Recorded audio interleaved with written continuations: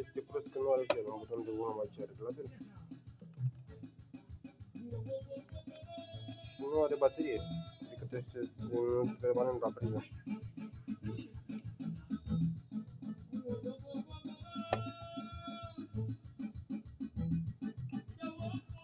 Așa este ok, arată bine.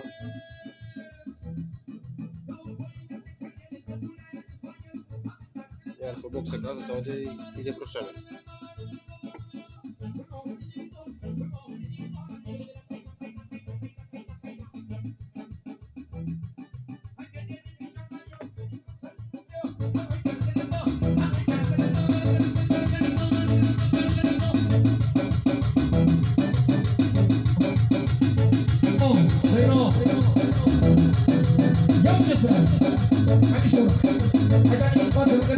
Hai, face loc la TikTok.